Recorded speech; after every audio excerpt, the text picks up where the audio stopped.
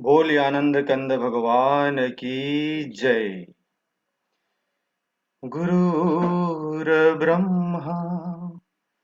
गुरुर्विष्णु गुरुर्देव महेश्वरा गुरुर्साक्षात् परं ब्रह्म तस्मै श्री गुरुवे नमः। बंदो गुरुपदकंज कृपा सिंधु नररूप हरि महामोह तव पुंज जासु बचन रविकरणी कर अखंड मंडलाकारं व्याक्तं वेनं चराचरं तत्पदं दर्शितं वेनं तस्मै श्री गुरुवे नमः। प्रेम से बोलिए श्री सद्गुरुदेव महाराज की जय। आदि शक्ति श्री जगजननी माता जी की जय। श्री परम हंस जी महाराज की जय। मानव धर्म की जय। उपस्थित सभी परम पूजनीय संत महात्मागण, प्रेमी सज्जन वृंद और जिज्ञासु भक्तों को हमारे तरफ से सादर जय श्री सच्चिदानंद स्वागत।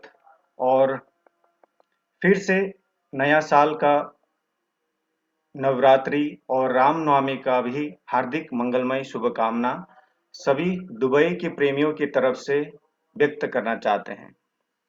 आज के इस यूई वीकली सत्संग को शुरू करते हैं गुरु वंदना से।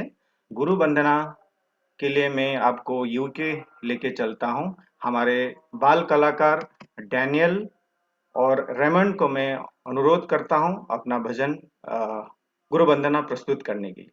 सद्गुरुदेव महाराज की जय। सद्गुरुदेव महाराज की जय। विभूति महाराज की जय। अंश की जय।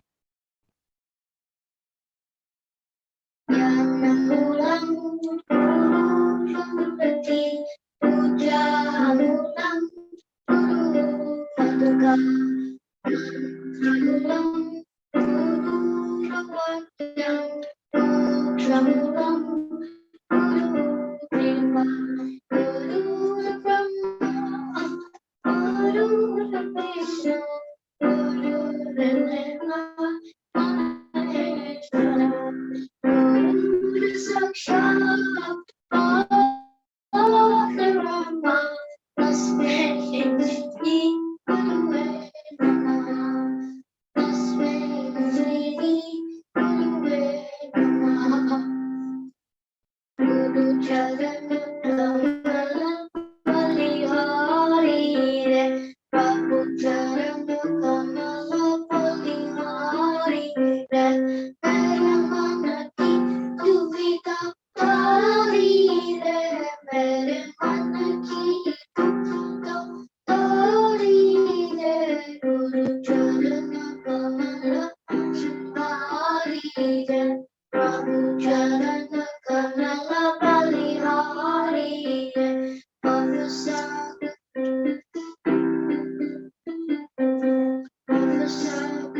में नीर गाया दूसरा नहीं मिले किनारा दूसरा नहीं मिले किनारा पल मेरी यौवनी दे पल मेरी यौवनी दे चरण कमल बलिहारी रे प्रभु चरण कमल बलिहारी रे काम क्रोध मद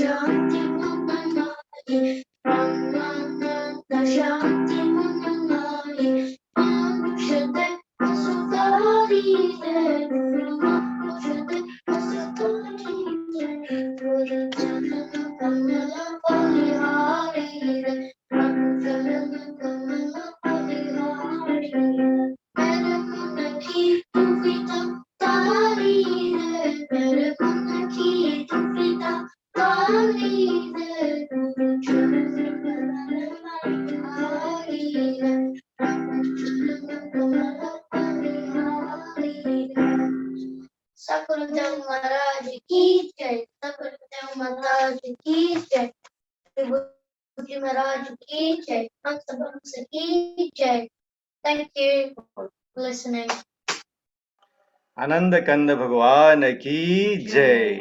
हमारे छोटे छोटे बाल कलाकार रेमन और डैनियल छेत्री को बहुत बहुत धन्यवाद अति सुंदर गुरु वंदना प्रस्तुत करने के लिए। अभी सत्संग होगा, सत्संग के लिए हम लोग पंजाबी बाग आश्रम चलते हैं। हमारे गुरु भाई अमृत जी को मैं अनुरोध करता हूं अपना सत्संग विचार रखने के लिए। प्रेम से बोले श्री सद्गुरुदेव महाराज की जय। आदि शक्ति जगत जननी श्री माता जी की जय। शुद्ध सनातन धर्म की जय। गुरुर्ब्रह्मा गुरुर्विष्णु गुरुर्देवा महेश्वरा गुरुर्साक्षात् परब्रह्म तस्मै श्री गुरुदेव नमः। आनंद कंद भगवान की जय। उपस्थित सभी प्रेमी सज्जन, एक्चुअली कुछ दिन पहले आकाश जी की तरफ से रिक्वेस्ट आया था तो सत्संग करने के लिए। उस समय तो मेरा गला ठीक था और मैं भी ठीक था। अभी थोड़ा थोड़ा यहाँ दिल्ली में भी जो इन्फेक्शन बढ़ रहे हैं और जो भी सीजनल जो जुकाम सर्दी बढ़ रहे हैं, इसीलिए मैं भी अभी सर्दी जुकाम से थोड़ा पीड़ित हूँ। नाक से पानी बह रहा था तो दवाई खा के अभी थोड़ा सा नॉर्मल फील कर रहा हूँ। तो जैसे भी हो कि सत्संग एक बड़ा भाग्य से हमें प्राप्त होते हैं। सत्संग सुनने का हो या सत्संग सुनाने का हो, जिसमें हमारे मन लगना ये बहुत ही बड़ी चीज है। क्योंकि सत्संग सुनाने में या सत्संग सुनने में हमारी मन इतना जल्दी से नहीं लगता है, क्योंकि हमारे मन संसारिक विषयों में, संसारिक चीजों में बहुत जल्दी प्रभावित रहते हैं, जिसके कारण से हम चाहते हुए भी, हमको पता होते हुए भी हम उतना जल्दी से हम अपने मन को सत्संग के साथ नहीं टिका सकते। तो ये हमारे अभाग्य है कि हम सब आज सत्संग सुनने के लिए और गुरु महाराज जी की कृपा से मैं भी अपने विचार रखने के लिए उपस्थित हूँ। वैसे तो मैं रेगुलर वक्ता तो नहीं हूँ, कभी कभी आप लोगों के सामने आकाश जी की रिक्वेस्ट होने पर मैं आपको एक दो विचार रखने के लिए आता हूँ।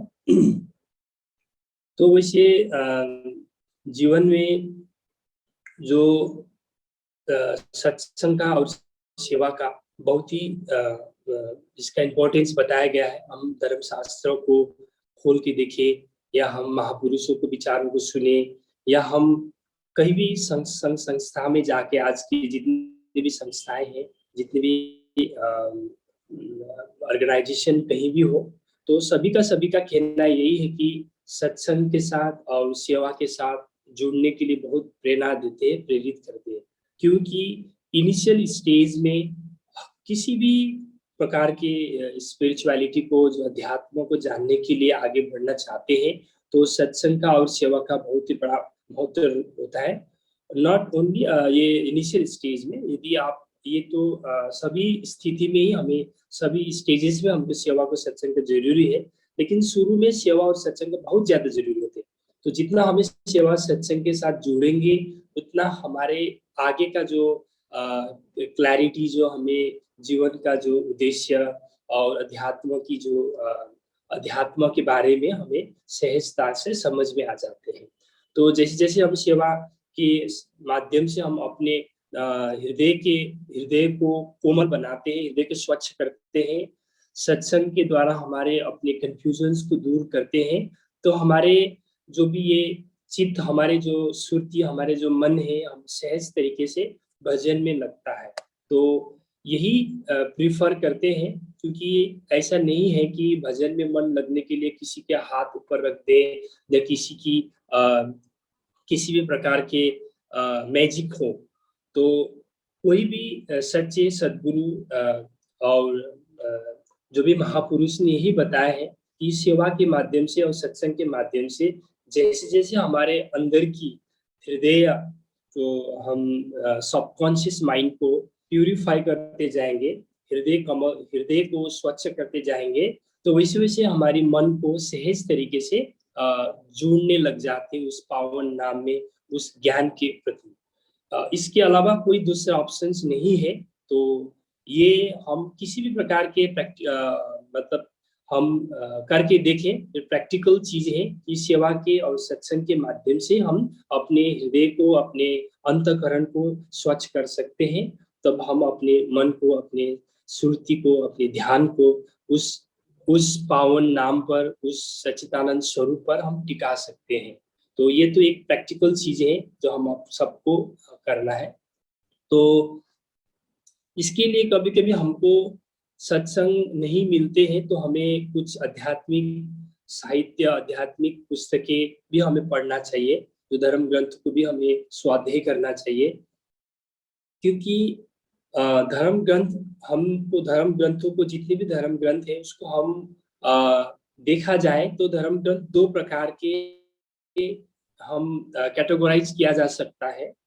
कि एक है कि एक कैटेगरी धर्म ग्रंथ ईश्वर के अस्तित्व को, ईश्वर की एग्जिस्टेंस को ऊपर फोकस करते हैं, ईश्वर की ओर हमें ले जाने की, ईश्वर की प्राप्ति के लिए, ईश्वर के चिंतन के लिए, ईश्वर के प्राप्ति के लिए हमें ले जाते हैं। एक धर्म ग्रंथ है कि हमें स्वयं को या आत्मा साक्षात्कार या आत्मा दर्शन, आत्मा ज्ञान की ओर हमें ले जाते हैं। तो दोनों का ही उद्देश्य एक ही है, लेकिन इस तरीके से धर्म ग्रंथ का डिवाइडेड है, जिसको हम कोई ड्युअलिज्म को मानते हैं, कोई नॉन ड्युअलिज्म को मानते हैं, कोई माने आत्मा की होने को मानते हैं, कोई ईश्वर को अस्तित्व को मानते हैं। तो फाइनली किसी भी प्रकार से हम आगे इंस्पायर होकर किसी भी धर्म ग्रंथ को पढ़े, तो फाइनली हमें उस पराशक्ति, जो सच्चिदानंद जो स्वरूप है, उसको हमें जानना हमारी परम उद्देश्य है। तो इसीलिए हम, जैसे कि आप सभी ने सुने होंगे कि एक गीता है, जिस अष्टवक्र गीता, जो अष्टवक्र जी के बारे में भी हम सत्संग में बहुत ज्यादातर सुनते रहते हैं, जिसका कहानी आपको सभी को पता है कि अष्टवक्र जी को जो राजा जनक को जो सपने में जो एक जब भिखारी होने का एक भासता है, तो उसको राजा जनक को एक प्रकार से भ्रमित हो जाते हैं कि मैं उस सपने का ऐसा दिन, ऐसा गरीब, ऐसा स्थिति को, अवस्था को अनुभव कर रहा हूँ, वो मेरा सत्य है, या अभी मैं राजमहल में हूँ, सारा मतलब एक राज्य मेरे अंडर में है, तो वो सत्य है। तो ये तो आप लोगों को कहानी आप लोगों ने सुने ही होंगे और सुनते रहते हैं। तो एक इस तरीके से वो सत्य की खोज, सत्य को जानने के लिए वो बहुत जिज्ञासु बन जाते हैं। तब उनके अंदर एक जिज्ञासा ज्यादा बढ़ने के बाद, जैसे उनको अष्टवक्र जी मिलते हैं, तो अष्टवक्र जी के साथ उसके बाद फिर एक डिस्कशन होते हैं, अष्टवक्र और राजा जनक की एक बातचीत होते हैं, जिसको हम इसको बोलते हैं अष्टवक्र गीता भी कहते हैं। तो वहां जाकर के राजा जनक अष्टवक्र जी को पूछते हैं कि ये मोक्ष की उपाय क्या है, मोक्ष प्राप्ति का मार्ग क्या है, वैराग्य प्राप्ति कैसे होगी, वैराग्य के मार्ग क्या है, और ज्ञान प्राप्ति कैसी होगी, ज्ञान का मार्ग क्या है। उन्होंने, वो राजा थे, उन्होंने बहुत सारे धर्म ग्रंथ को अध्ययन किए करते हुए भी, तो उन्होंने अष्टवक्र जी के समक्ष इस तरह के प्रश्न पूछते हैं, ज्ञान प्राप्ति के मार्ग क्या है, ज्ञान प्राप्ति कैसे होगी, आत्मा ज्ञान की बात की जा रही है। तो उस जब तब तक राजा जनक को आत्मा को ज्ञान नहीं था। तो मोक्ष क्या है, मुक्ति के मार्ग क्या है, मुक्ति प्राप्ति कैसे होगी। तो ऐसे ही फिर कहते हैं कि वैराग्य क्या है, वैराग्य प्राप्ति कैसे होगी। तो कहीं ना कहीं जाकर के राजा जनक को सारा चीज होते हुए भी उनको कहीं ना कहीं असंतुष्टता अंदर जता रहे हैं, उसको जानने का जिज्ञासा है। तो उस जानने के प्रति उनका एक है। तो अष्टवक्र जी राजा जनक को समझाते हैं कि जैसे कि ये जो मुक्ति के लिए कहते हैं कि विषयों को विष के समान त्याग दो और सत्य, क्षमा, दया, सरलता और संतोष को अमृत की तरह प्राप्त कर लो, सेवन कर लो। तो इस तरीके से वो बताते हैं। तो राजा जनक की जो एक भ्रम था उसको दूर करने के लिए अष्टवक्र जी ने उनको धीरे धीरे हर एक चीज को काउंसलिंग किया, उनको समझाते।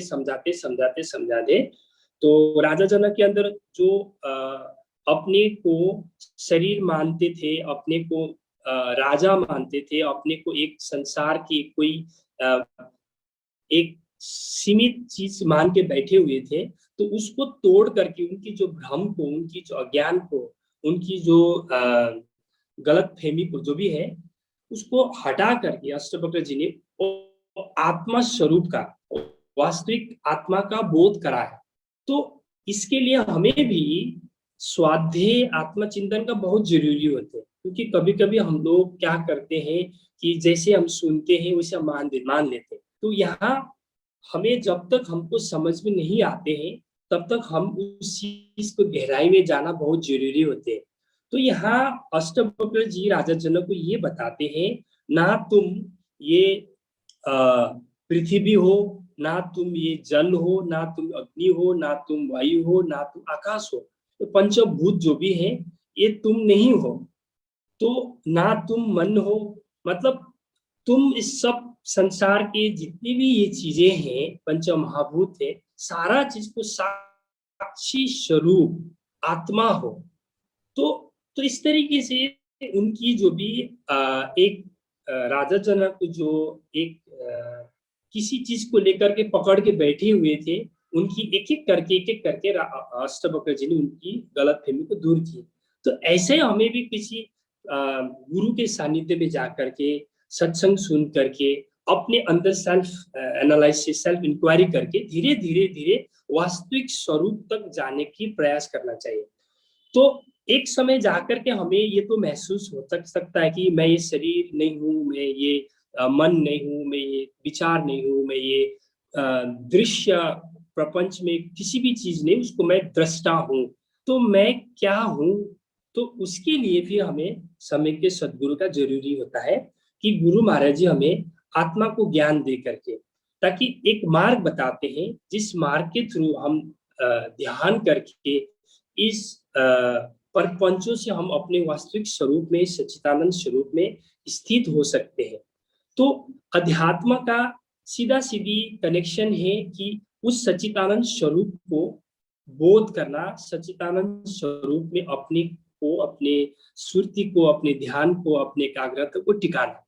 तो जैसे जैसे हम अपने स्वरूप में स्थित हो जाते हैं, तो उसी अनुभूति में हमारे ऋषि मुनि भी गए हैं, और ऋषि मुनि ने जाने के बाद, जैसे हम उपनिषदों को, हम वेदों को हम अध्ययन करने की कोशिश करें, उनसे हम समझने का कोशिश करें, तो वेदों में, उपनिषदों में वहाँ एक महावाक्य की बात की गई है। 4 महावाक्य है, तो आप सभी ने पढ़े होंगे। जैसे कि ऋग्वेद में कहा गया ब्रह्म प्रज्ञाम ब्रह्म, जो प्रज्ञा है, जो कॉन्शियस है, जैसे कि ब्रह्म क्या है, जैसे वहाँ ये महावाक्य यहाँ ये दर्शाने की कोशिश करते हैं जो मैं जो अपना स्वरूप और आत्मा दो अलग-अलग हैं या दो एक हैं, तो इसको समझाने के लिए, इसको समझने के लिए महावाक्य को यूज किया गया है। तो जैसे-जैसे हम उस ज्ञान की गहराई में जाते हैं, तब हमें तो ये महावाक्य जो भी है उसको हम समझ में आते हैं। इसमें यही बताया गया है प्रज्ञाम ब्रह्म। तो आगे जा करके सामवेद में बताया है तत्त्वमसि, दैट दाउ आर, माने मैं और आत्मा, आत्मा सॉरी दैट ईश्वर और दाउ मैं एक ही हैं। तो इस तरीके से कहने की इंटरप्रिटेशन हमारे वेदों में, हमारे उपनिषदों में, हमारे ग्रंथों में किया हुआ है। लेकिन आज हमको ये प्रूफ करना है, आज हमको ये जस्टिफाई करना है कि वास्तव में वो जो लिखा हुआ जो बातें हैं, धर्म ग्रंथ में कही हुई जो बातें हैं, हमारे महापुरुषों ने दिया वो जो संदेश है, क्या वो सही है या नहीं है। तो उसको हमें क्लैरिटी के लिए, उसको हमें समझने के लिए, उसको वास्तविकता में पहुंचने के लिए हमें भी अध्यात्म को, जैसे कि ज्ञान को गहराई में जाना बहुत जरूरी है। जब तक हम उस ज्ञान के थ्रू, ज्ञान के माध्यम से हम अंदर जाने का कोशिश नहीं करेंगे, भजन नहीं करेंगे, तब तक हमें इस सारा बातों को केवल हमें एक बातों में बातें ही लगते हैं, जिसको हमें वास्तविकता में उसका बदल नहीं सकते। तो उसको प्रैक्टिकल समझने के लिए हमें जो भी महाराज जी ने जो हमको दिया हुआ ज्ञान है, जिसको अनुभूति करना होगा, जिसको हमें समझना होगा। जैसे कि आजकल बहुत सारे लोग हैं कि हर संसार के हर चीज प्राप्त होने के बाद भी उनके अंदर कहीं ना कहीं एक रेस्टलेसनेस है, खालीपन है, कुछ जानने का, मतलब कुछ समझने का, कुछ करने का बड़ा अंदर से दुखी है। तो आज 12-1 बजे के आसपास एक फोन आया था। एक बहन है कानपुर साइड में, तो वो आज से 1.5-2 साल पहले 1.5 साल पहले यहाँ आश्रम में आए थे। वो जिज्ञासु, तो वो ज्ञान मतलब किसी के थ्रू आए हुए थे। तो उन्होंने यहाँ देखा, समझा और सत्संग भी हमारी बातचीत हुआ। तो फिर आज उतने दिन बाद फिर आज फोन आया। तो वो जो बहन एक्चुअली हाईली क्वालिफाइड थी और बहुत सारे ऑर्गेनाइजेशन में उन्होंने गए हैं। तो बहुत सारे ऑर्गेनाइजेशन को देखा है, पूछा है, समझा है। तो फाइनली वो कह रहे थे कि अभी मुझे पूछ रहे थे कि आप कहाँ से हो, और मैंने आप कि उधर जो भी है बहुत सारे मॉन्क बनते, आप मॉन्क क्यों नहीं बना। तो मैंने पूछा कि आपके क्वेश्चंस तो थोड़ा मुझे समझ में ना है, क्यों ऐसे आगे आपके क्वेश्चंस। तो उन्होंने कहा कि मुझे इच्छा है कि मैं भी मतलब घर समाज छोड़ करके मैंने इस तरह से मॉन्क बन जाऊं। तो फिर मैंने पूछा कि आपको इस प्रकार के विचार कैसे आया, क्यों आया। तो उन्होंने कहा कि देखो, सब चीज मुझे होते हुए भी लेकिन मीनिंगलेस लग रहा है, हर चीज होते हुए भी मतलब कहीं ना कहीं जाकर के खालीपन है, मुझे कुछ जानना है, कुछ समझना है। तो वो एक प्रकार से जिज्ञासु थे और उनको यही है कि क्योंकि हमारी जो ये मन है, मन के अंदर जो एक सैचुरेशन पॉइंट्स होते हैं, संसार की चीजों से नहीं प्राप्त होता। तो उनके साथ हमारी बातचीत हुई, तो सत्संग आधा 1 घंटा सत्संग हुआ। तो उनको भी ठीक लगा कि हाँ, हम भी आगे जाके स्पिरिचुअलिटी को फॉलो करेंगे। उनको भी मैंने यही बताया कि देखो, इनिशियल स्टेज में हम लोगों को सेवा और सत्संग को कभी छोड़ना नहीं चाहिए, क्योंकि सेवा और सत्संग ऐसा चीजें हैं जो हमको ऑटोमेटिक हमको ट्रैक में लेके आते हैं।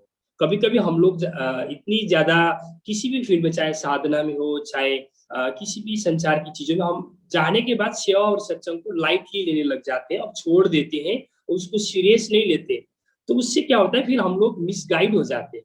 तो सेवा और सत्संग ऐसा चीजें जो हमको ऑटोमेटिकली ट्रैक में ले लेते हैं। तो हमारे सबकॉन्शियस माइंड में एक प्रकार से आत्मबल जो भी होते बोलते हैं, प्यूरिटी ऑफ हार्ट जो भी होता है, वो हमारे अंदर फील होता है। तब जाकर के हमें हमारी जो विजन है, हमारी जो सोच है, हमारी जो डायरेक्शन हमें मिलता है।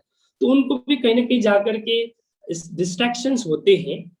तो लाइफ में इस प्रकार के डिस्ट्रैक्शंस को भी हमें अपने डायरेक्शंस देने के लिए सेवा और सत्संग का बहुत बड़ा रोल है जीवन में।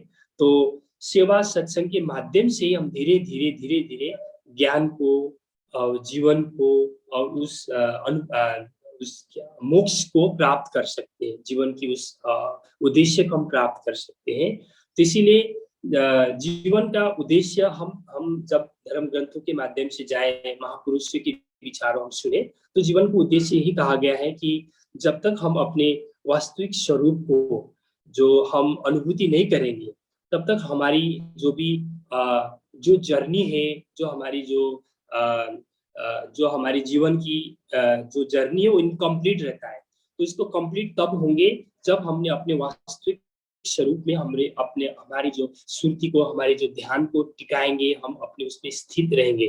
तो हमें अपने इच्छा अनुसार हमने अपने ध्यान को, हमें अपना सुरति को, हमने अपना एकाग्रता को अपने स्वरूप में भी टिका सके और अपने इच्छा अनुसार हम उसको संसार के किसी भी विषय, संसार के किसी भी वस्तु या संसार के किसी भी ऑब्जेक्ट पे हम लगा सके। यह हमें जीवन की एक सबसे बड़ी अचीवमेंट है। एनलाइटनमेंट माने यही है कि हम अपने अंडर में हमारे लाइफ को माने आगे का मृत्यु और जीवन की जो दोनों का जो चेंज है उसको हम समझ सके, उसमें हमें कोई हमारे अंदर डिस्ट्रैक्शंस ना आए, मृत्यु जीवन हानि लाभ सम एक प्रकार से सम दृष्टि आ जाए। तो एनलाइटनमेंट इसी को कहा गया है। तो यही हमारे जीवन का उद्देश्य है। इसके लिए हमें छोटे छोटे स्टेप्स उठाना होगा। तो सबसे पहले स्टार्ट होता है सेवा और सत्संग के साथ हमें जुड़े रहना है। धीरे धीरे हमें जो गुरु महाराज जी ने दिया हुआ ज्ञान है, उस ज्ञान को गहराई में जाने का अभ्यास करना है। शुरू में हम सबको क्योंकि एक शमशाने वैराग होते हैं कि हम कुछ करेंगे, कुछ फिर इस तरीके से नहीं होगा। मतलब इसको कंटिन्यूटी बहुत जरूरी है।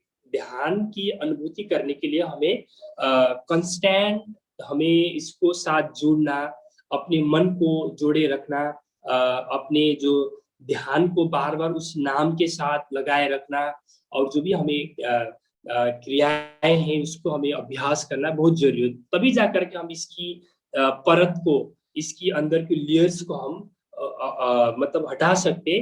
तब जो मैनिफेस्टेशन जो क्या बोलते हैं उसको मैनिफेस्ट होता है, जो भी रिवील्ड होते हैं।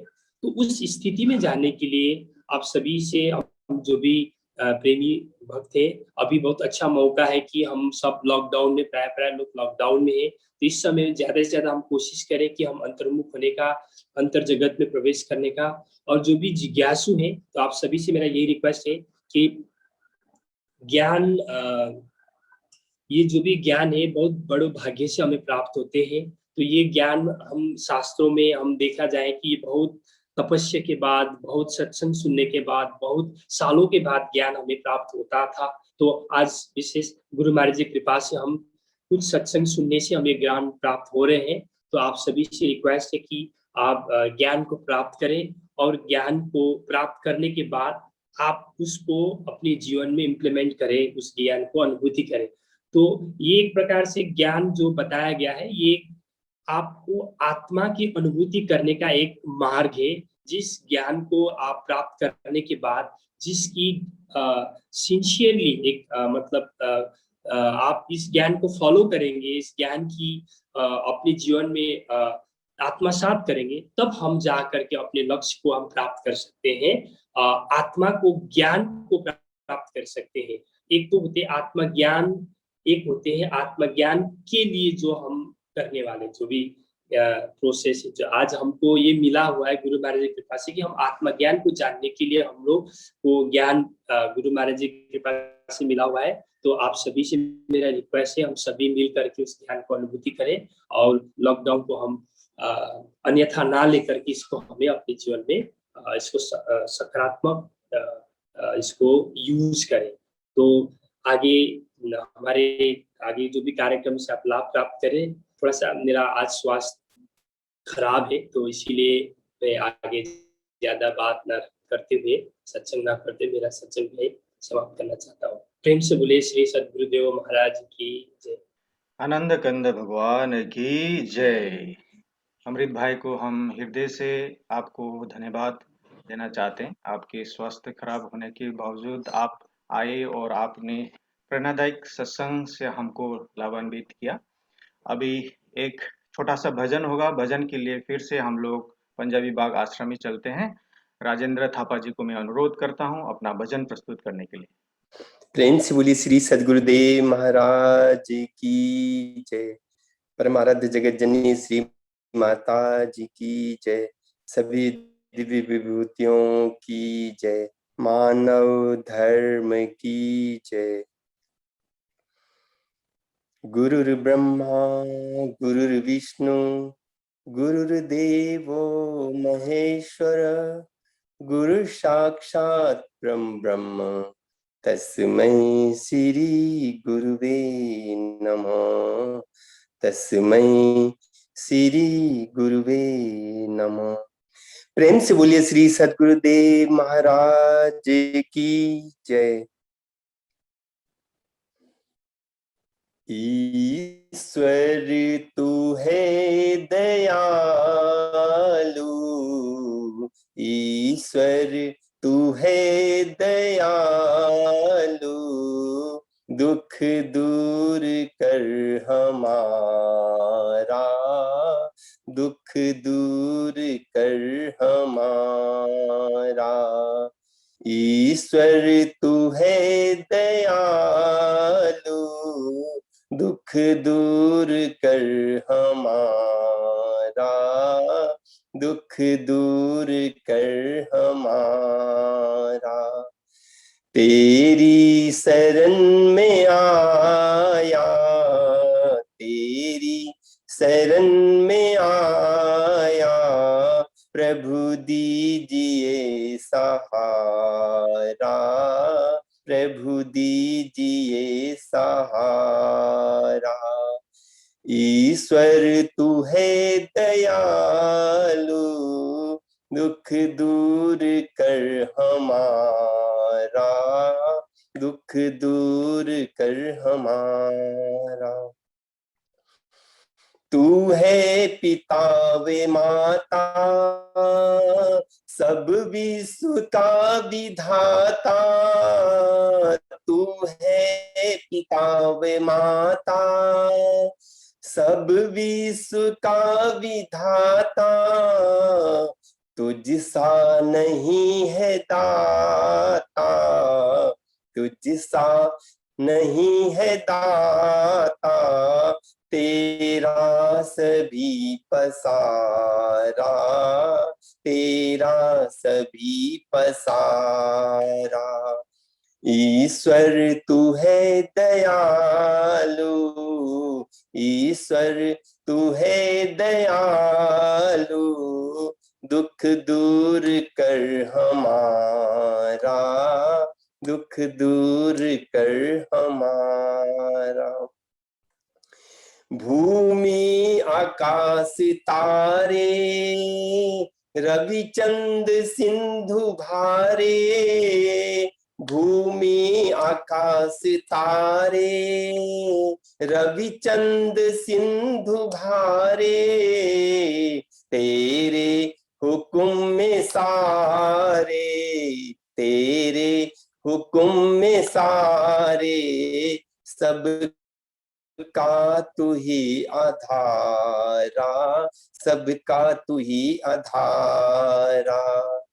ईश्वर तू है दयालु, ईश्वर तू है दयालु, दुख दूर कर हमारा, दुख दूर कर हमारा। जग चक्र में चढ़ा हूँ, भव सिंधु में पड़ा हूँ। जग चक्र में चढ़ा हूँ, भव सिंधु में पड़ा हूँ। दर पे तेरे खड़ा हूँ, दर पे तेरे खड़ा हूँ। अब दे मुझे दीदारा, अब दे मुझे दीदारा। ईश्वर तू है दयालु, ईश्वर तू है दयालु, दुख दूर कर हमारा, दुख दूर कर हमारा। अपनी शरण में लीजे, सब दोष दूर कीजे। अपनी शरण में लीजे, सब दोष दूर कीजे। ब्रह्मानंद दान दीजे, ब्रह्मानंद दान दीजे। तुझ नाम निर्विकारा, तुझ नाम निर्विकारा। ईश्वर तू है दयालु, ईश्वर तू है दयालु। दुख दूर कर हमारा, दुख दूर कर हमारा। तेरी शरण में आया, तेरी शरण में आया। प्रभु दीजिए सहारा, प्रभु दीजिए सहारा।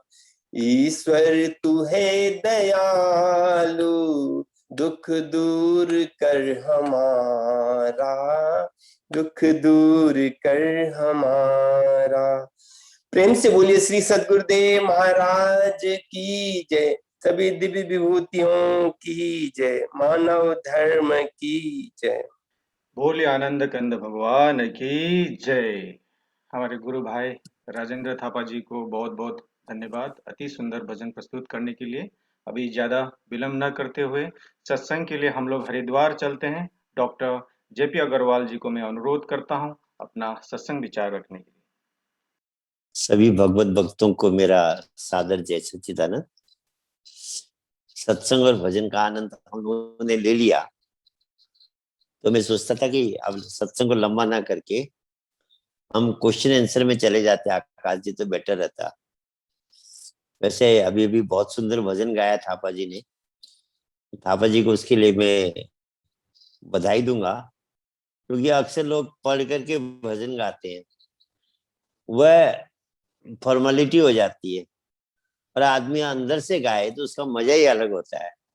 थापा जी ने एकदम अंदर से गाया तो वो रियल लग रहा था कि भाई भजन गाया जा रहा है।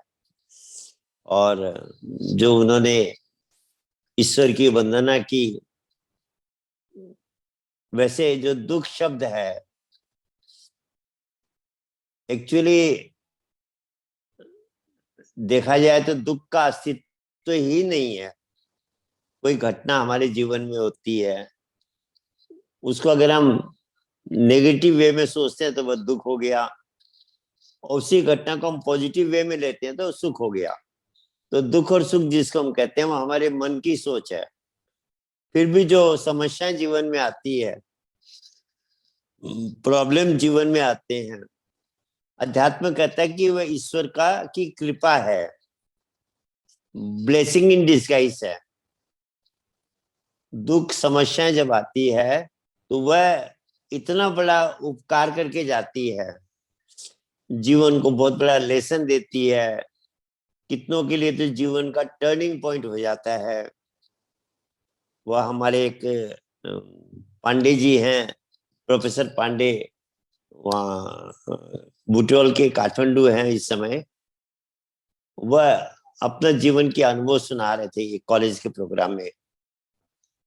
उन्होंने कहा कि मेरे जीवन में जब ज्यादा दुख और कष्ट आए तो इतना परेशान कर दिया कि जबकि मैं अध्यात्म को जानता था, शास्त्र पढ़ रखे थे, वैसे भी जाति का भी ब्राह्मण, ऊपर से प्रोफेसर, शास्त्रों का भी अध्ययन कर रखा था, लेकिन मेरे जीवन में इतने कष्ट आए, इतनी समस्या है कि मैं इतना डिप्रेशन में चला गया कि मैंने सुसाइड करने का निर्णय कर लिया। मैं इकोनॉमिक्स पढ़ाने जाता था, तो जो नोट आज मुझे पढ़ाने हैं कॉलेज में, उसके बीच में सुसाइड नोट भी लिखता था कि अगर मैं सुसाइड कर लूं तो किसी पे आक्षेप ना आए, किसी को प्रॉब्लम ना आए। तो बोले जीवन एकदम अंधकार में था। जब मैंने सत्संग सुना वीडियो के द्वारा,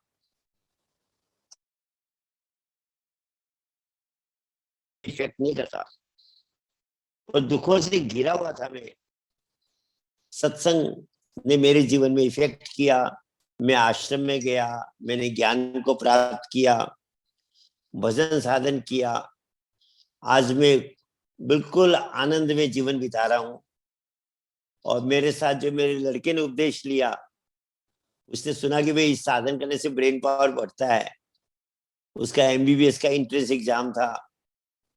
उसे 3 महीने डट के अभ्यास किया, मेडिटेशन किया, जिसका रिजल्ट हुआ कि एमबीबीएस एंट्रेंस एग्जाम में उसको स्कॉलरशिप मिल गई। 3 जगह से उसका इंटरव्यू सिलेक्शन कॉल आ गई। धरान के मेडिकल कॉलेज से, चितौन के मेडिकल कॉलेज से और टीचिंग हॉस्पिटल काठमांडू से। अब बोले वहाँ स्कॉलरशिप में पैसा भी बहुत कम लगता है।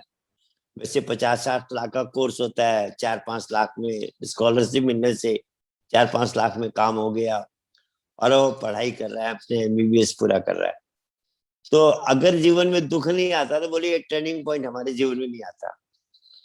तो जो दुख आते हैं जीवन में, वो ईश्वर की सबसे बड़ी कृपा है। और जितना भजन सिमरन दुख में होता है, उतना सुख में नहीं होता है।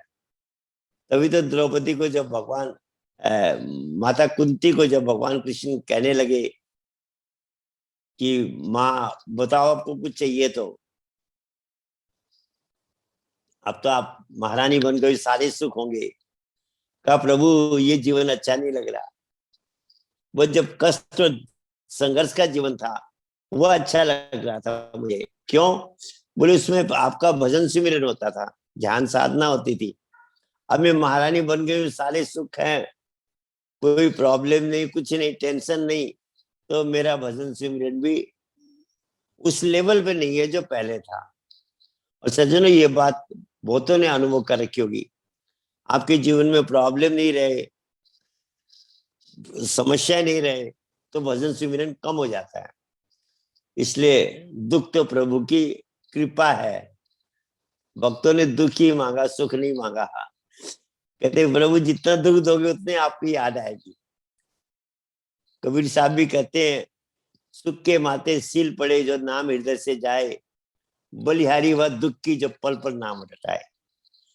कि उस सुख को मैं ठोकर मारता हूँ जो मुझे प्रभु के नाम से, मेडिटेशन से दूर करता है। और वो दुख मेरे लिए वरदान है प्रभु का, कृपा है प्रभु की, जो मुझे हर समय प्रभु के नाम की याद दिलाता है। इसलिए दुख तो प्रभु का वैसे आशीर्वाद है। प्रभु की बहुत बड़ी कृपा होती है जब वो दुख देते हैं हमें। हाँ, जिसके पास ज्ञान नहीं हो, वो दुख में मन को जोड़ने की साधन ना हो, तब समस्या होती है। पर एक भक्त जो होता है, एक साधक जो होता है, वो जीवन में दुख और संघर्ष तो मांगता है प्रभु से, जिससे कि वह अपने जीवन में, जैसे पतंग होती है, पतंग को जितनी विपरीत की हवा मिलेगी उतनी पतंग ऊपर जाएगी। और अगर उसको अनुकूल हवा मिलेगी तो पतंग आगे जाके गिर जाएगी। ऐसे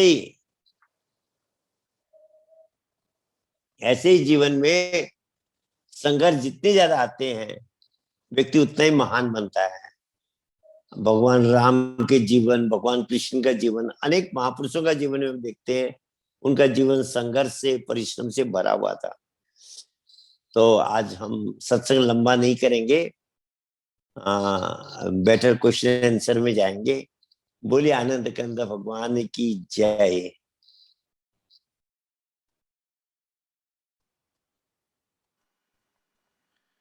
आनंद कंद भगवान की जय। डॉक्टर साहब को बहुत बहुत धन्यवाद।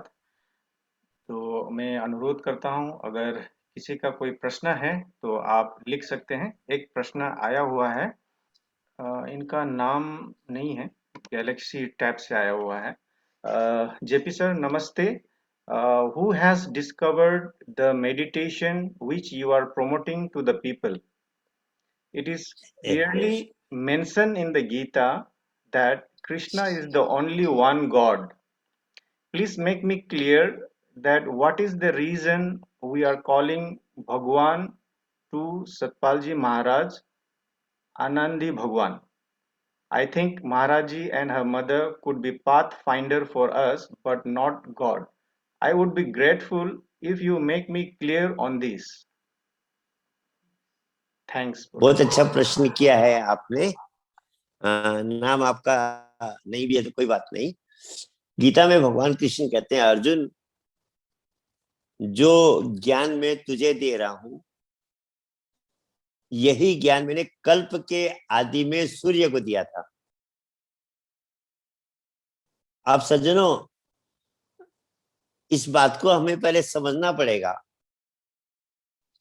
कल्प के आदि में ये ज्ञान सूर्य को दिया था साइंस, और कहते हैं उसके बाद सूर्य में, महासूर्य में ब्लास्ट हुआ और सारी सृष्टि की रचना हुई। ये बिगिनिंग की बात कर रहे हैं, क्रिएशन की बात कर रहे हैं। तो वह क्या ज्ञान दिया था? पहली बात तो वह अक्षर ब्रह्म का ज्ञान दिया था, उस प्राइमोडियल वाइब्रेशन का ज्ञान दिया था। वही बात बाइबल में भी आती है, in the beginning was the word was with God and the word was God, by the word everything was created, nothing was created without the word. तो उस समय जब सृष्टि के आदि में दिया, तो भगवान कृष्ण जो कह रहे मैंने दिया, मतलब इस शरीर ने थोड़ी दिया। जो हमारे प्रश्न कर रहे हैं उनका एक बात मैं क्लियर करना चाहूंगा, शरीर भगवान नहीं है, शरीर के अंदर आने वाली शक्ति भगवान है। वही शक्ति सतयुग में विष्णु के रूप में आई, वही शक्ति त्रेता में राम के रूप में आई, और वही शक्ति द्वापर में भगवान कृष्ण के रूप में आई, और वही शक्ति के लिए कलयुग में कल के अवतार के रूप में आएगी। यही बात भगवान कृष्ण अर्जुन को आगे भी समझाते हैं कि अर्जुन तेरे मेरे अनेक जन्म हो चुके, तू नहीं जानता मैं जानता हूं। तो सजनों, सृष्टि के आदि में जो ज्ञान दिया था उसमें शरीर तो था ही नहीं, रचना ही नहीं हुई है, ह्यूमन बॉडी का तो क्रिएशन ही नहीं हुआ है। आप थ्योरी ऑफ एवोल्यूशन पढ़ेंगे तो ये मानव शरीर को तो बनाने में भगवान की कई लास्ट में जाकर ये मानव शरीर का तरीका बनाया है। उससे पहले तो आप देखिए मछली का, उसके बाद पहले पानी में रहने वाला जानवर बना है, उसके बाद पानी और बाहर रहने वाला बना है, फिर बाहर अर्ध मानव अर्ध पशु वाला बना है। ऐसे एवोल्यूशन होते होते लास्ट में मनुष्य की रचना हुई है। ये थ्योरी ऑफ एवोल्यूशन है। तो उस शक्ति ने उस समय सूर्य को ज्ञान दिया था, मतलब सूर्य के अंदर वाइब्रेशन हुआ, प्राइमोडियल वाइब्रेशन हुआ, और उसमें विस्फोट हुआ जिसको हम बिग बैंग थ्योरी कहते हैं। तो ज्ञान किसका है ये कहने वाली बात ही नहीं रह गई। वो ज्ञान तो प्राइमोडियल है। प्राइमोडियल का मतलब सृष्टि की रचना से पहले भी था, अब भी है और बाद में भी रहेगा। तो कहा जुगादी सच है भी सच, नानक होसी विचर, and that is called the truth. Truth means something permanent, absolute truth, which is always present. तो ये ज्ञान उस शक्ति ने दिया। उस शक्ति को आप कृष्ण कह दो, राम कह दो, कुछ भी कह दो, और वही शक्ति समय समय पे शरीर में धारण करके उसी ज्ञान को फिर से देती है। बाइबल में इस बात को बहुत अच्छी तरह कहा गया है। आगे बाइबल में लिखा है, the word dwelt into the body, became flesh and gave light to the world. वही शब्द ने शरीर के अंदर प्रवेश किया और सारे संसार को रास्ता दिखाया। उस शरीर को धारण करने के बाद में उस शब्द का भगवान कहो, गुरु महाराज कहो, एनलाइटेड महापुरुष कहो, बुद्ध कहो, ये भाषा का अंतर है। जिस शरीर में वो शक्ति प्रकट होती है उसको आप भगवान भी कह सकते हैं, गुरु भी कह सकते हैं। तभी कहा जो निराकार भगवान हमारे अंदर है उसका साकार रूप समय का सद्गुरु ही होता है। चाहे वह भगवान कृष्ण के रूप में हो, बुद्ध के रूप में हो, शंकराचार्य के रूप में हो, कबीर के रूप में। हम शरीरों के झगड़े में नहीं जाएं। शरीर तो घर है, व्यक्ति घर बदलता रहता है। प्रधानमंत्री जिस घर में रह रहा है, हम कहते हैं प्रधानमंत्री निवास है, वो उसके लिए नया मकान बन गया, नई कोठी बन गई, उसमें रहने लगा, तो हम कहेंगे ये प्रधानमंत्री निवास है। तो चेंज होता रहता है। वह प्रधानमंत्री निवास किस लिए है कि उसमें प्रधानमंत्री रहता है। ऐसे वह जो शब्द ब्रह्म है, अक्षर ब्रह्म है, जिसको वर्ल्ड का प्राइमोडियल वाइब्रेशन का, वो शक्ति जिस शरीर में प्रकट हो गई, उस शरीर को आप चाहे भगवान कहो, चाहे महापुरुष कहो, चाहे गुरु कहो, कोई फर्क नहीं पड़ता। इसलिए ज्ञान जो है प्राइमोडियल है। गर्भ में भी बच्चे को वही शक्ति ज्ञान कराती है, जो प्राइमोडियल पावर है। उस ज्ञान को बाहर आकर व्यक्ति भूल जाता है, तो वही शक्ति सद्गुरु रूप में प्रकट होकर के फिर उस ज्ञान को देती है। और जब समय आता है, वही शक्ति दूसरे शरीर में प्रकट होकर के ज्ञान को देती है। हम गुरु ग्रंथों में, सिखों के गुरु ग्रंथ में अनेक बादशाहों की बात सुनते हैं कि पहले गुरु नानक में वो शक्ति प्रकट हुई, बाद में वो शक्ति गुरु अंगद देव में हुई। ऐसे ही वो शक्ति शरीर बदलती है, पर वो शक्ति एक ही होती है जो युगों युगों से हर युग में अवतार लेकर ज्ञान देती है। हाँ, उसके दो रूप होते हैं। कभी वह जब विशाल रूप से कार्य करते हैं तो उसको हम भगवान भी कह देते हैं, और जब केवल ज्ञान का प्रचार करती है लिमिटेड वे में, तो हम उसको गुरु कह देते हैं। तभी तो कहा यदा यदा ही धर्मस्य ग्लानि भवति भारत, कि जब जब धर्म की ग्लानि होती है वो शक्ति प्रकट होती है। तो अलग अलग ज्ञान नहीं है, अलग अलग देने वाली शक्ति भी नहीं है, एक ही शक्ति है। शरीर बदलते हैं, शक्ति एक ही है। उसी शक्ति ने गर्भ में दिया, और वही शक्ति बाहर गुरु के रूप में होती है। साइंटिफिकली अगर इसको हम एक्सप्लेन करें तो एनर्जी के दो फॉर्म होते हैं, किनेटिक एनर्जी और पोटेंशियल एनर्जी। हमारे अंदर जो अक्षर ब्रह्म का वास है, जो सारी सृष्टि को जिसने धारण कर रखा है, वह जो प्राइमोडियल वाइब्रेशन है, वह ईश्वरीय शक्ति किनेटिक फॉर्म में है। किनेटिक का मतलब होता है एनर्जी इन मोशन, और जब वह किसी शरीर में प्रकट होती है तो वो पोटेंशियल फॉर्म हो गया। तो जो अवतार होते हैं, सदगुरु होते हैं, एनलाइटेड महापुरुष होते हैं, वो उस एनर्जी का पोटेंशियल फॉर्म है। एक ही एनर्जी है हमारे अंदर, सृष्टि के अंदर कण कण में किनेटिक फॉर्म में है, और सदगुरु के रूप में पोटेंशियल फॉर्म में है, और वही अपना ज्ञान हमें कराती है। धन्यवाद। डॉक्टर साहब, आपको बहुत बहुत धन्यवाद। जिन्होंने अभी प्रश्न किया था उनका नाम रविंद्र कुंवर जी है। वो लास्ट 3 वीक्स से हमारे ये सत्संग में अटेंड कर रहे हैं। चलिए, तो बधाई हो आपको, धन्यवाद। रविंद्र जी को भी बहुत बहुत धन्यवाद। अभी नेक्स्ट प्रश्न सुदीप पांडे जी, मैं आपका माइक अनम्यूट करता हूं, आप प्रश्न पूछ सकते हैं। हाँ जी, डॉक्टर जेपी अग्रवाल जी नमस्कार। नमस्कार। मेरो प्रश्न चाहिँ ध्यान र एकाग्रतामा चाहिँ के फरक छ? What is the difference between in meditation and concentration? Thank you. Very good question, very good question. There is a big difference. One is physical, one is metaphysical. जैसे मैं आपको समझाऊं, दो तरह का ध्यान होता है, समझ लीजिए। एक भौतिक ध्यान, एक पराभौतिक ध्यान। एक फिजिकल मेडिटेशन, एक मेटाफिजिकल मेडिटेशन।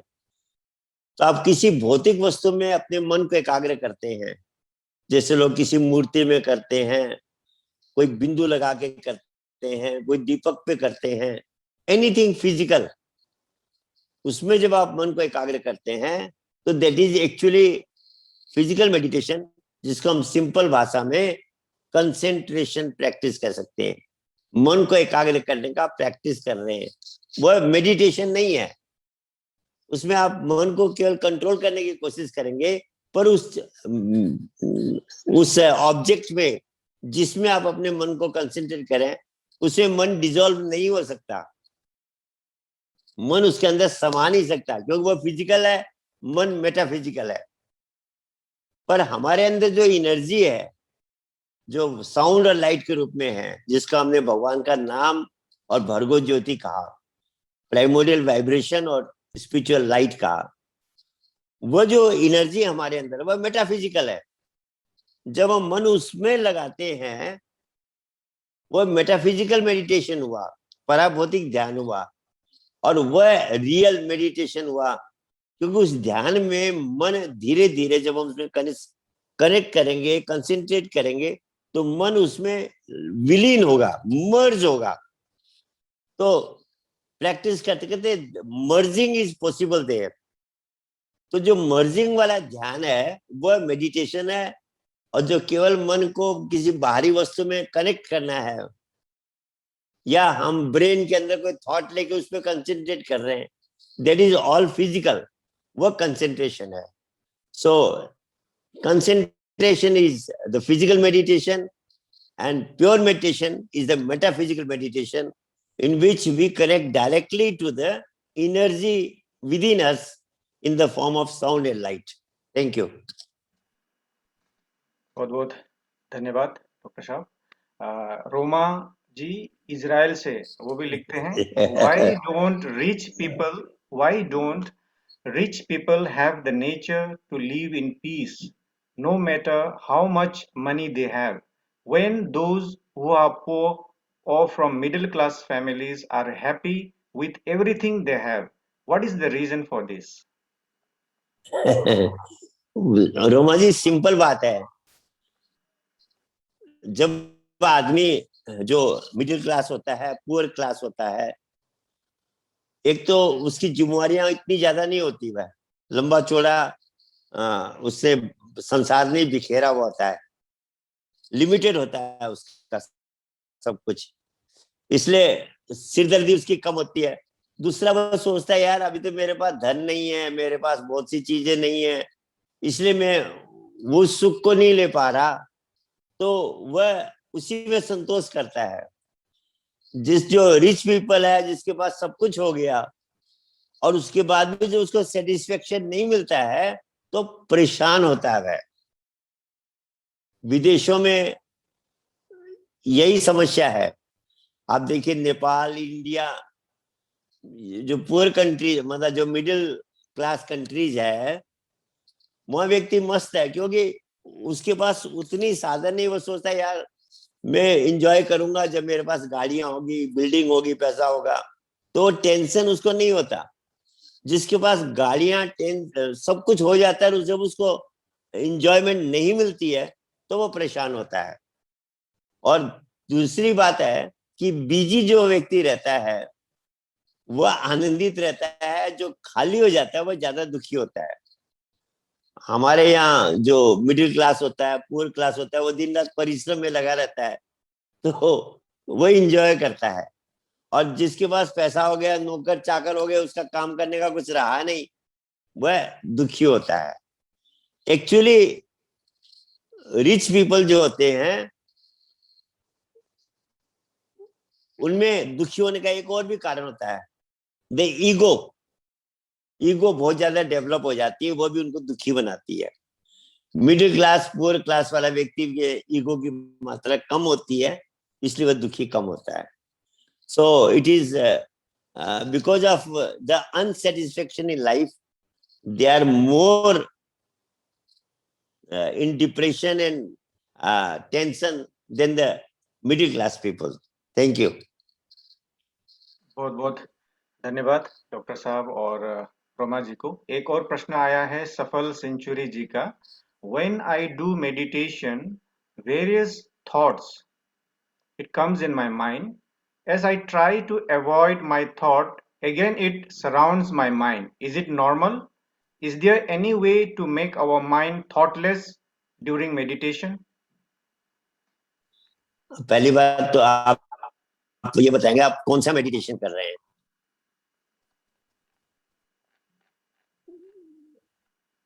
हाँ जी, आप कंसंट्रेशन प्रैक्टिस कर रहे हैं, मेडिटेशन कर रहे हैं, फिजिकल मेडिटेशन कर रहे हैं, मेटाफिजिकल कर रहे हैं?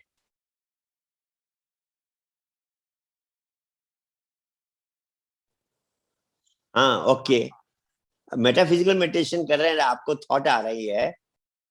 अब ये थॉट क्यों आती है, आपको इस बात को समझना पड़ेगा। मन एक है। जब ये हमारे बाएं ब्रेन से कनेक्ट होता है तो थॉट प्रोसेस स्टार्ट हो जाता है। और इस मन को आदत पड़ी हुई है ब्रेन से कनेक्ट रहने की। मन के पास ब्रेन तो है नहीं, बुद्धि तो है नहीं। इसको तो जो आदत हमने डाल दी, जैसे पानी की आपने एक नाली बना दी, जिधर नाली बना दी पानी उधर ही जाएगा। अब आप पानी को डाइवर्ट करना चाह रहे हैं दूसरी तरफ, तो जब तक आप उससे गहरी नाली नहीं बनाएंगे पानी दूसरी तरफ नहीं जाएगा। तो हमने मन को आदत डाल रखी है ब्रेन से कनेक्ट रहने की बचपन से। इसलिए तो जितनी ओल्ड एज होती है उतना उसको मेडिटेशन में मेहनत ज्यादा पड़ती है, क्योंकि 40-50 साल तक उसने मन को बाएं ब्रेन से कनेक्ट रखा। अब वहां से हटाने में मन मानता नहीं, वही जाता है। तो जब हमको ज्ञान मिल जाता है, अंदर उस प्राइमोडियल वाइब्रेशन और डिवाइन लाइट से हम कनेक्ट हो जाते हैं, तो मन को जब मन लगाते हैं, मन पुरानी आदत के कारण भागता है। तो ये क्या है, अभ्यास। इसीलिए तो कहा वैराग्य और अभ्यास, ये दो बात इसलिए बताई गई। जब हम सत्संग सुनते हैं तो उससे इंस्पिरेशन भी मिलता है, और ये भी होता है यार ये जो ब्रेन में हम जा रहा है इसका कोई वैल्यू नहीं है। ये राग कम हो जाता है, हमारा इंटरेस्ट अटैचमेंट कम हो जाता है। और प्रैक्टिस जब हम करते हैं तो धीरे धीरे मन की आदत चेंज होगी। और जब हम प्रैक्टिस करते जाएंगे तो मन धीरे धीरे ऊपर उठता है। और जब आपका मन इस भ्रिकुटी को क्रॉस करेगा, थॉट आनी बंद हो जाएगी। पर उसके लिए सतत अभ्यास चाहिए, रेगुलर प्रैक्टिस चाहिए। करत करत अभ्यास से जड़मती हो सुजान, रसरी आवत जाते सिल पे पड़तने सार। तो आदत हमने डाली है मन को ब्रेन में कनेक्ट होने की, उस आदत को हमें ही चेंज करना पड़ेगा। और ये परिश्रम का काम तो है ही, नहीं तो हर व्यक्ति कर लेता। तभी तो कहा कोई बहादुर ही मन को जीत पाता है। शत्रु को जीतने वाला वीर कहलाता है, मन को जीतने वाला महावीर कहलाता है। तो मन की जो आदत पड़ी हुई है इसको चेंज करने में आपको थोड़ी मेहनत करनी पड़ेगी, ज्यादा देर बैठना पड़ेगा। हंस जी महाराज से एक और भी बात बताते थे। बोले मान लो एक जहाज है समुद्र के बीच में, जहाज के टॉप पे एक पक्षी बैठा हुआ है। पक्षी उड़ गया, कितनी देर उड़ेगा, पानी में तो बैठ नहीं सकता, वापिस आके उसी जहाज पे बैठेगा। ऐसे तुम्हारा मन भाग गया, मान लो ब्रेन में चला गया, थॉट प्रोसेस स्टार्ट हो गए, कितनी देर रहेगा? अगर तुम अपने आसन पे स्थिर रहोगे तो घूम फिर के फिर आएगा और नाम में लगेगा। तो ये तो अभ्यास करना पड़ेगा। और अभ्यास करते करते जब आपका मन ऊर्ध्व गति लेगा, महाराज जी समझाते हैं ना कि रॉकेट को जब ऊपर भेजते हैं साइंटिस्ट, तो पृथ्वी का ग्रेविटेशन फोर्स उसको नीचे खींचता है। और कब तक खींचता है? 220 माइल्स तक। 220 माइल क्रॉस कर लेता है जब रॉकेट, या रॉकेट जब क्रॉस कर लेता है तो पृथ्वी की आकर्षण शक्ति, ग्रेविटेशन पावर उस पर इफेक्ट नहीं करता, फिर वो ऊपर ही फ्लोट करेगा। ऐसे जब तक हमारा मन इससे नीचे है, भ्रिकुटी से नीचे है, तब तक ये विचारों का आदान प्रदान, थॉट्स आते रहेंगे, आपको परेशान करते रहेंगे। प्रैक्टिस करते करते जब हम इसको क्रॉस कर लें, उसके बाद आप कितनी भी देर बैठेंगे आपका मन कंटिन्यूअस नाम में लगेगा। तो ये तो अभ्यास करना पड़ेगा। There is only one way, you have to do more practice and more practice. Thank you. Doctor साहब एक और प्रश्न रखना चाहते हैं सुदीप जी।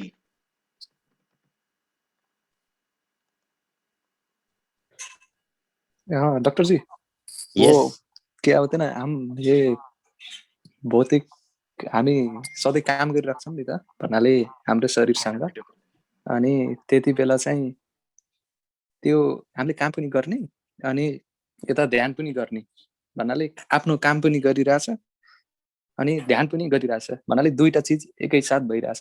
यस्तो सम्भव छ कि नै, अनि सम्भव छ भने कसरी चाहिँ हामीले त्यसलाई त्यो तिखार्न सकिन्छ, यसको बारेमा अलिकति धन्यवाद। यही कुरो गीतामा भगवान कृष्णले भन्नुभएको छ, तस्मात् सर्वेषु कालेषु माम अनुस्मर युद्ध च मया अर्पित मनोबुद्धि मामेशस्य संशय। हे अर्जुन, तो युद्ध भी कर और निरंतर सुमिरन कर। निरंतर का मतलब होता है 24 आवर्स। तो आप कहेंगे जी 24 आवर्स कैसे होगा, इवन गहरी निद्रा में भी सुमिरन होता रहे। तो सज्जनों, ये तुरंत होने वाली काम नहीं है। महाराज जी इसको बहुत सुंदर तरीके से समझाते हैं कि आप साइकिल आपने खरीदी, आप साइकिल पे चढ़ोगे, गिर जाओगे, फिर आप चढ़ोगे, ऐसे करते करते धीरे धीरे आप साइकिल का बैलेंस संभालने लगोगे दोनों हाथों से। कुछ दिन चलाने के बाद में क्या होगा, आप एक हाथ छोड़ना शुरू कर देंगे। बाद में आपने देखा होगा साइकिलिस्ट लोग दोनों हाथ छोड़ कर भी साइकिल चला रहे हैं। और आपने कितने सर्कस में देखे होंगे, साइकिल चला रहे हैं, उसमें खाना भी खा रहे हैं, नहा भी रहे हैं, कपड़े भी पहन रहे, सब कुछ कर रहे हैं। वो एक्सपर्टाइज शुरू में नहीं आई, प्रैक्टिस करते करते आई। तो पहले तो हमें बैठ के अभ्यास करना पड़ेगा। कुछ लोग कहते हैं भाई मेरा तो चलते फिरते सुमिरन हो रहा है। सज्जनों, ये पॉसिबल नहीं है। शुरू में बैठ के जब हमारा ठीक अभ्यास होने लगा, मन भ्रिकुटी क्रॉस करने लगा, तो धीरे धीरे चलते फिरते भी हम प्रयास करेंगे। ऐसे करते करते, अभ्यास करते करते जिस दिन मन नाम से कनेक्ट हो जाएगा, अभी तो हम मन से नाम को पकड़ना चाह रहे हैं, जब नाम मन को पकड़ लेगा तो निरंतर सुमिरन की स्थिति आएगी। तो ये इमीडिएट होने वाला नहीं है, पर हम ये फेजेस में होगा। पहले बैठ के प्रैक्टिस करेंगे, फिर चलते फिरते खेची मुद्दा लगा के प्रैक्टिस करते रहेंगे। ऐसे करते करते सोए हुए समय भी हम प्रैक्टिस करेंगे। तो टारगेट क्लियर होना चाहिए कि मैंने निरंतर सुमिरन की स्थिति को प्राप्त करना है। और जब तक हम निरंतर सुमिरन की स्थिति को प्राप्त नहीं करेंगे, यह आत्मा मुक्त भी नहीं होगी। मुक्ति की अवस्था वही अवस्था है जब ये मन निरंतर उस नाम से कनेक्ट हो जाए, जिसको निर्विकल्प समाधि कहा गया। तो ये प्रैक्टिस से होगा, एक साथ नहीं होगा। अगर आप लगन से प्रैक्टिस करते रहेंगे तो धीरे धीरे काम करते हुए भी नाम का सुमिरन होने लगेगा। उसमें अंदर चेंजेस होते हैं जो वाणी से नहीं बताए जा सकते। आप काम भी कर रहे हैं, मन कनेक्ट भी है। So that will come slowly when you keep on practising. Thank you. Doctor साहब, एक और प्रश्न है। जगत गजमेर जी जो कनाडा से हैं, वो प्रश्न करना चाहते हैं। जगत भाई, योर माइक इज। जय श्री सच्चिदानन्द अंकल। जय सच्चिदानन्द। थाहा छैन कसरी सोध्ने, तर पनि कस्तो भयो भने सत्सङ्गमा सुनिरहेको थिएँ कि पर्मिनेन्ट चाहिँ यो आत्मा छ भने, तर त्यही सत्सङ्ग सुन्दै जाँदाखेरि मलाई मनमा के भित्रबाट के आयो भन्दाखेरि केही कुरो पनि टेम्पोररी छैन। जस्तो अब हामी हेर्ने भने युजली लाइक यो शरीरलाई चाहिँ टेम्पोररी छ, मर्छ भन्ने गर्छौँ होइन। तर मलाई त्यतिखेर सत्सङ्ग सुन्दै गर्दाखेरि मन चिन्तनमा के आयो भन्दाखेरि प्रश्न चाहिँ कस्तो पर्मिनेन्ट के हो र अनि टेम्पोररी चाहिँ के हो। किनकि मेरो सोचाइमा चाहिँ के आयो भन्दाखेरि चाहे वो जड होस् या चेतन होस्, त्यो त एउटै एनर्जीको एउटै त्यही शक्तिको फर्म हो नि त होइन। अनि यदि त्यस्तो हो भने फेरि किन चाहिँ यो शरीरलाई टेम्पोररी भन्यो होइन, मर्छ भन्यो, किनकि जड भए पनि वो त एउटा आत्माकै फर्म हो, पछि गएर ऊ उसैमा विलिन हुने हो होइन। त्यस्तो आयो, थाहा भएन मलाई प्रश्न चाहिँ कसरी गर्ने, तर के हो टेम्पोररी अनि आपका के छ पर्मानेन्ट प्रश्न समझ में आ भनौँ गया, न। मेरा प्रश्न समझ में आ गया। एनर्जी और मैटर दो चीज है। मैटर उसने फॉर्मूला दिया आइंस्टाइन ने, E is equal to mc square, energy equal to mass into velocity square. तो मैटर जो है वो परमानेंट नहीं है वह समाप्त हो जाता है और एनर्जी में चेंज हो जाता है।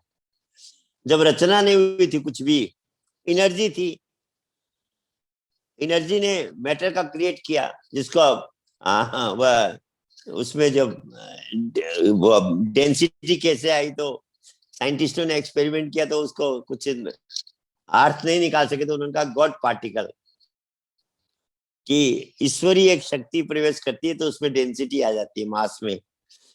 तो कहने का मतलब एनर्जी से मैटर क्रिएट हुआ, पर ये मैटर परमानेंट नहीं है, ये फिर एनर्जी में चेंज हो जाएगा। इसलिए मैटर टेम्परेरी है, एनर्जी परमानेंट है। आप देखो ब्लैक होल, ब्लैक होल क्या है? केवल एनर्जी है, और जितना भी पदार्थ है धीरे धीरे ब्लैक होल सबको खाता जा रहा है, उसी को तो कालिक आ गया। तो मैटर परमानेंट नहीं है, ये शरीर भी कहाँ परमानेंट है, थोड़ी देर में ये कुछ सालों में शरीर समाप्त हो जाएगा, डिके हो जाएगा। अब देखो पंखा चलता है, पंखा अपने आप में घूम रहा है, पर जो डंडा है वो स्थिर है। गाड़ी का पहिया घूमता है, एक्सेल स्थिर है। ऐसे जितनी भी ये संसार में क्रियाएं हो रही है, ये एनर्जी के कारण से हो रही है। तो जो मैटर है वो टेम्परेरी है, वो बदलता रहता है। एनर्जी टेम्परेरी मैटर में बदलती है, पर बाद में फिर एनर्जी बन जाती है। तो जो परमानेंट फॉर्म है, यही तो आइंस्टाइन ने कहा। उसने कहा कि भगवान, वो कहा, पूछा गया कि आप भगवान को किस रूप में मानते हो? उसने कहा संसार में जितनी भी चीजें हैं वो रिलेटिव ट्रूथ है, टेम्परेरी ट्रूथ है। अभी मैं कहूंगा आज मंगलवार है, ट्यूसडे है, आज सत्य है, कल सत्य नहीं रहेगा। मैं कहूंगा ये मंथ अप्रैल का महीना है, अगले महीने ये बात सच नहीं रहेगी। हर चीज टेम्परेरी है, रिलेटिव ट्रूथ कहा उन्होंने। पर बोले हम साइंस एक्सेप्ट करते हैं कि एब्सोल्यूट ट्रूथ भी है, जो परमानेंट है, जिसमें कभी चेंज नहीं होता। उसी को आप लोगों ने भगवान कहा, उसी को हमने प्राइमोर्डियल एनर्जी कहा। और इसीलिए गुरु नानक ने कहा है, जुगादी सच है भी सच, नानक होशी भी सच, दैट इज ऑलवेज परमानेंट। तो एनर्जी परमानेंट है, मैटर चेंजेबल है। टेम्पररी मैटर बनता है, एनर्जी मैटर में कन्वर्ट होती है, बाद में मैटर फिर एनर्जी में चला जाता है। समुद्र का पानी नदियों में आता है, बाद में वही समुद्र में पहुंच जाता है। ऐसे एनर्जी मैटर का फॉर्म लेती है टेम्पररी, बाद में मैटर एनर्जी में चेंज हो जाता है। सो permanent is the energy, the primordial vibration, और टेम्पररी ये जितनी भी चीजें हैं वाइब्रेशन का सेकेंडरी फॉर्म जो है, ये भौतिक जगत है। आप देखिए हर चीज में वाइब्रेशन है, पर इन सब वाइब्रेशन के पीछे एक जो परमानेंट वाइब्रेशन है, the cause of all this vibration, वह एनर्जी, कॉस्मिक एनर्जी परमानेंट है, बाकी सब टेम्पररी है। So matter is temporary, energy is permanent. Thank you. बहुत बहुत धन्यवाद डॉक्टर साहब। आज का अंतिम प्रश्न लेते हैं। लास्ट वीक भी खग प्रसाद जी ने कुछ प्रश्न रखना चाह रहे थे, लेकिन वो रख नहीं पाए थे। खग प्रसाद जी, मैं आपका माइक अनम्यूट करता हूं, आप अपना प्रश्न रख सकते हैं। जय श्री सच्चिदानंद, प्रणाम सब जितना भी उपस्थित है इस जूम मीटिंग में, सबको मेरा प्रणाम स्वीकार करिए। मेरा प्रश्न अपना अग्रवाल सर को, जैसा हम लोग भी शरीर धारण करते हैं, भगवान भी शरीर धारण करते हैं, तो भगवान शरीर धारण करके कोई भी युग में आएगा तो उनको सब चीज सबका मालूम होता है, हम लोग को नहीं मालूम होता है। इसका वजह हाँ, आपका अगर इंटरनेट चालू हो जाए आपको सब कुछ जानकारी हो जाएगी, और आपका इंटरनेट चालू नहीं होता आपको सब जानकारी नहीं होगी। तो जो भगवान शरीर धारण करके आता है उसका इंटरनेट चालू रहता है, आपका हमारा इंटरनेट चालू नहीं है। अगर हम अपना भी इंटरनेट चालू कर दें तो हमको भी सब कुछ जानकारी हो जाएगी। वो इंटरनेट क्या है, मैं टेक्निकल बात कर रहा हूं आपसे, वो हमारा राइट ब्रेन है। राइट ब्रेन को कहा गया इंट्यूटिव और क्रिएटिव ब्रेन है। ये हमारे अंदर का इंटरनेट है जो उस कॉस्मिक सर्वर से कनेक्टेड है जिसमें सारी जानकारी है। तो जो एनलाइटेंड महापुरुष होते हैं, जिनको आप भगवान कहिए, सदगुरु महाराज कहिए, महापुरुष कहिए, ये तो भाषा का फर्क है। वो हर समय उनका जो कनेक्शन उस सुपर कॉस्मिक सर्वर से रहता है जिसमें सारी जानकारी है। साइंस भी स्वीकार करती है इस बात को कि एक ऐसा सर्वर है, एक ऐसी कॉस्मिक इंटेलिजेंस है, एक ऐसा एक ग्लोबल ब्रेन है, एक ऐसा यूनिवर्सल माइंड है जिसमें सारी जानकारी है। महापुरुष उससे कनेक्टेड रहते हैं, आप और हम कनेक्टेड नहीं है। पर अगर आप ध्यान सुमिरन करके उससे कनेक्ट हो जाएंगे तो आप भी सर्वज्ञ बन सकते हैं। इसलिए कहा गुरु को कीजिए दंडवत, कोटि कोटि प्रणाम, कीट न जाने भृंग को गुरु कर ले आप समान। भृंगी कीड़ा कीड़े को बॉबी में बंद करके और उसको जब वाइब्रेशन की शक्ति से उसको भृंगी बना देता है, ऐसे जो सदगुरु महाराज होते हैं वह उन्होंने हमें जो इस नाम का प्राइमोडियल वाइब्रेशन का ज्ञान दिया है, अगर हम उसकी साधना करेंगे तो हम भी सब कुछ जानने वाले बन सकते हैं। यही फर्क है दोनों में। धन्यवाद। प्रेम से बोलिए आनंद कंद भगवान की जय। डॉक्टर साहब को बहुत बहुत धन्यवाद। और आज जितने भी ये जूम के प्लेटफॉर्म में उपस्थित हुए हैं, आप सबको भी बहुत बहुत धन्यवाद देना चाहते हैं। और नेक्स्ट वीक इसी तरह आप लोग सब जुड़े और इस सत्संग का आनंद लें। अभी छोटा सा वंदना होगा, उसके बाद हम लोग ये जो आज के सत्संग है उसको समाप्त करेंगे। प्रेम से बोलिए श्री आनंद कंद भगवान की जय। त्वमेव माता च पिता त्वमेव बन्धुस्तसखा त्वमेव विद्या द्रविणं त्वमेव सर्वं मम देव देव त्वमेव सर्वं मम देव देव त्वमेव सर्वं मम देव देव। भक्तिदान मुनि दीजिए गुरुदेव ने कीजिए, और नहीं कुछ चाहिए निज दिन चरण नसीब। बारंबार वर मांगहूँ हर सुदेव स्वीरम, पद सरोज जन पायनी भक्ति सदा सत्संग। प्रेम से बोलिए श्री आनंद कंद भगवान की जय। आदि शक्ति श्री जगजननी माता जी की जय। सभी हंस महान विभूतियों की जय। सच्चे गुरु दरबार की जय। सभी संत महात्माओं की जय। भगवान और भक्तों की जय।